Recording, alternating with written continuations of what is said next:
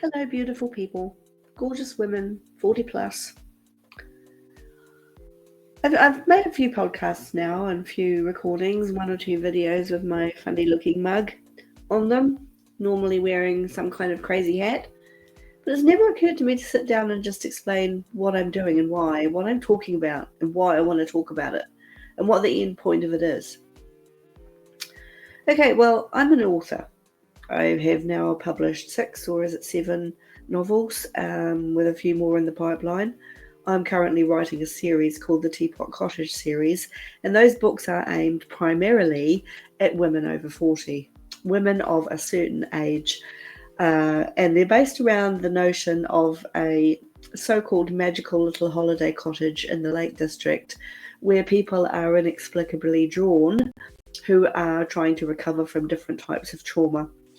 And within the walls of this cottage is a healing vibrational energy that enables them to find a new perspective on what it is that's blown their world apart and how they can put their lives back together. And most of them go on to do that in quite extraordinary ways that they never foresaw. And they don't realize that they've been kind of drawn. The universe has quietly and gently drawn them to this little place of healing because their wheels are stuck. Their wheels are actually spinning and they can't move forward. They've no idea what to do. And they gain some clarity at this little house. And each book is a standalone novel, but it's a connected series. And some of the characters recur. We have a fundamental protagonist called Adi Bostock. In no small change, she arrives at Teapot Cottage in a screaming heap of hysterical hormones. She's going through this change of life, and it's come on very suddenly for her. She hasn't had much warning, so she's dealing with that. Also dealing with a marriage breakup and the fact that certain things she never told her family for all of the years she had her children living at home and beyond. She never explained something really important to them. Family secrets tumbling out, causing mayhem, and making her kids feel so let down that they really didn't know how to talk to her. So her life, when she arrives at Teapot Cottage to house sit for this cottage, she has no idea what the future holds. She's more or less a screaming basket case of, as I say, haywire hormones and a life in tatters. No clue about how to pull things back together.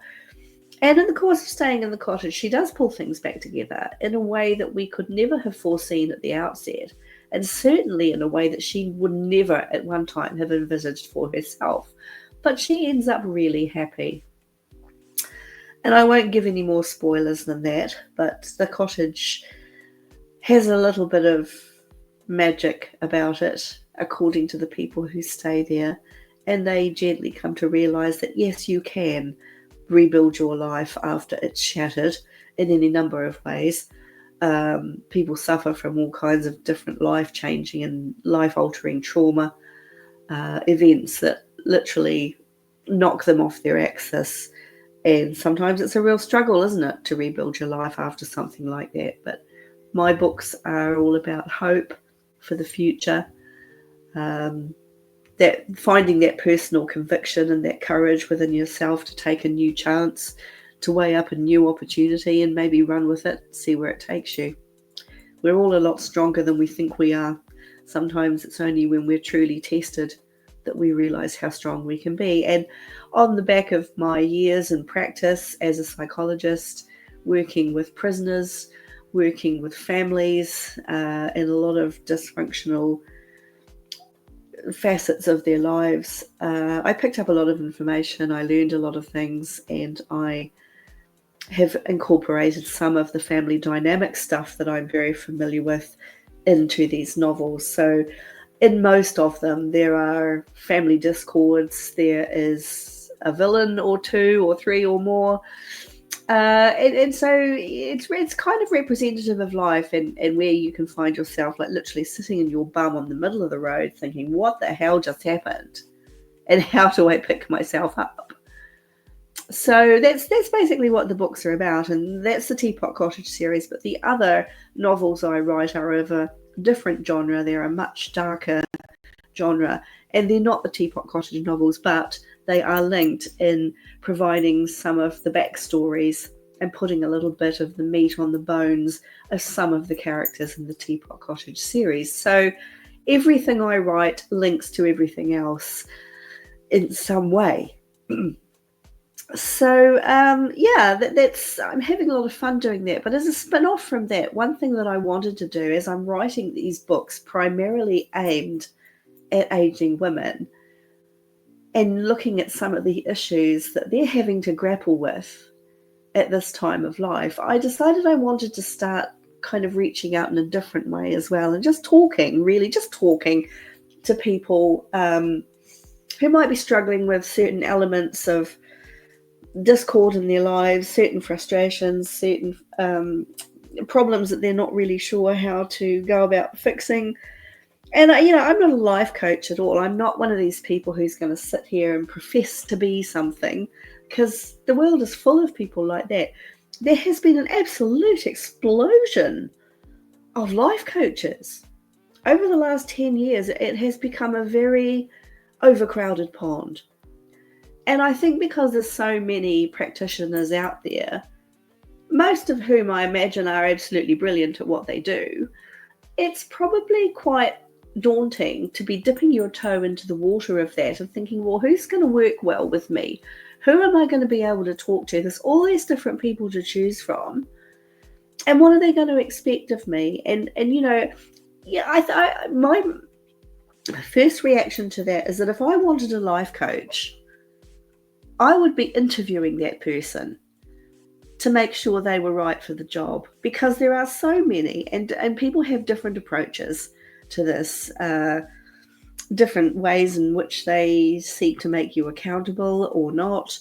I honestly struggle to understand what some of them actually do, and that's probably not very helpful if you're looking for a life coach. Though I would suggest that you're probably on your own with that. But I'm not a life coach. I'm not in any kind of coach. I'm a non-practicing, a non-actively practicing psychologist. And all I'm doing with this podcasting stuff is just talking.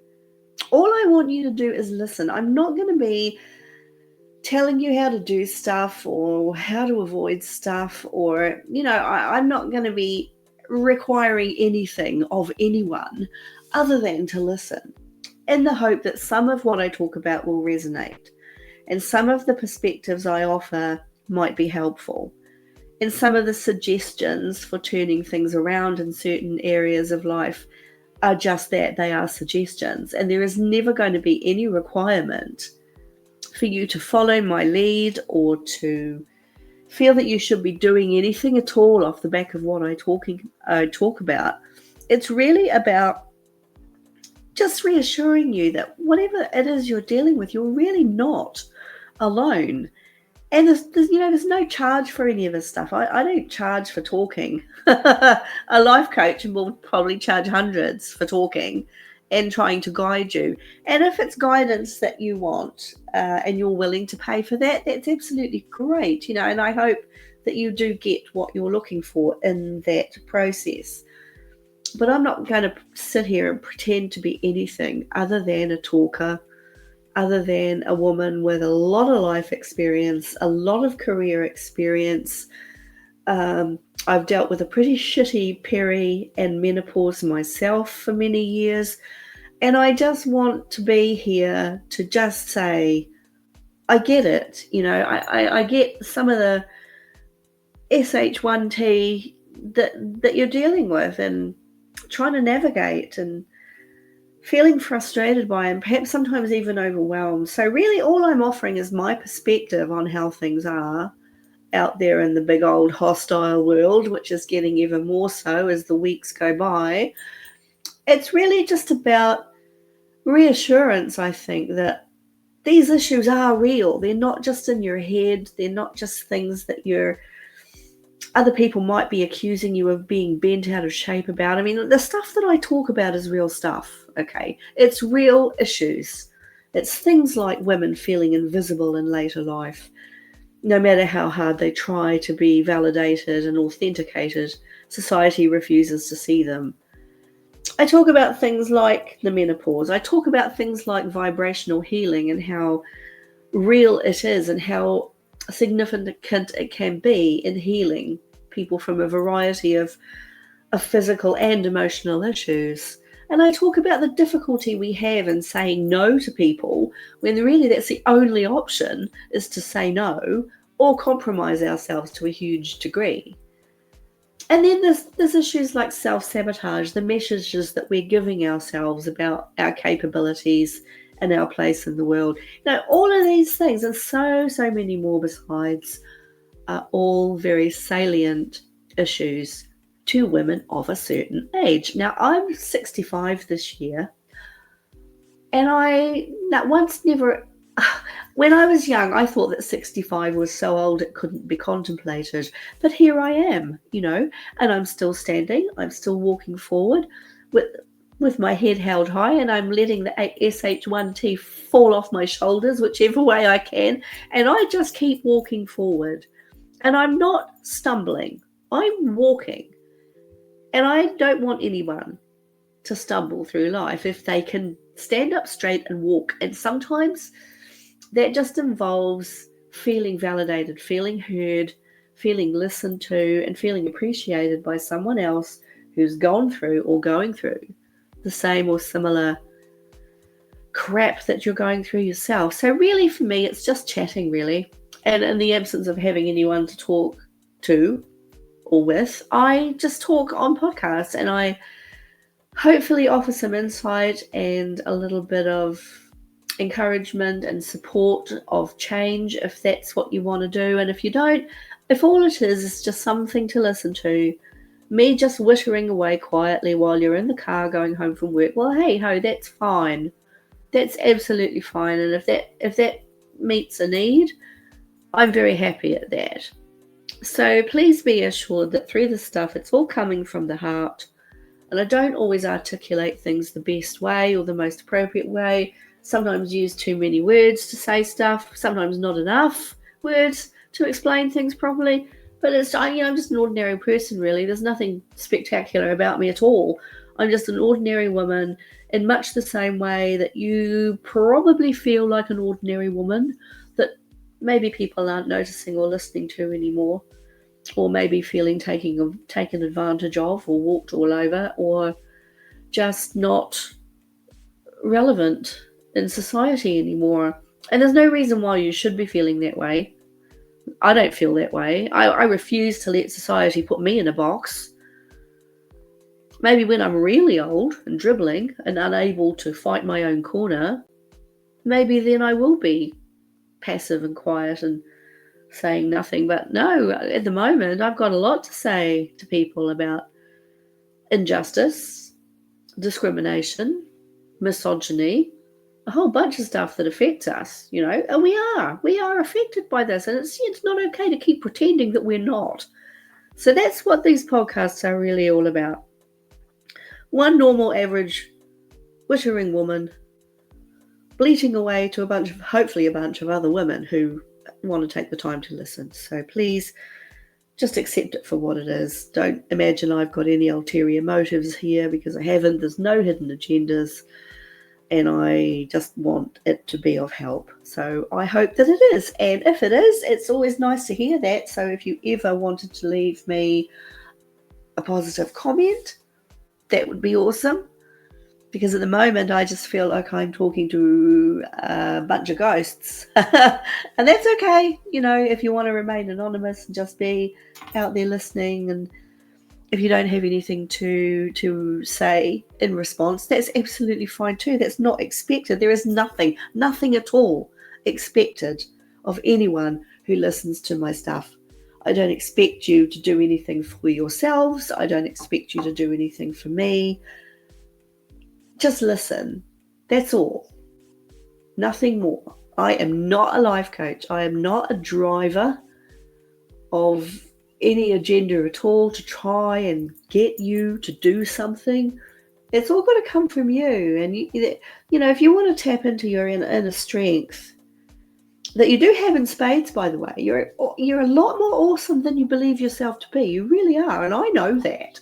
I haven't even met you, but I know that, because I know a lot about women and about how they cope, what they tell themselves, and how much of all of that holds them back from shining as brightly as they should. And I want you to shine. I want us all to shine and say, no, it's okay.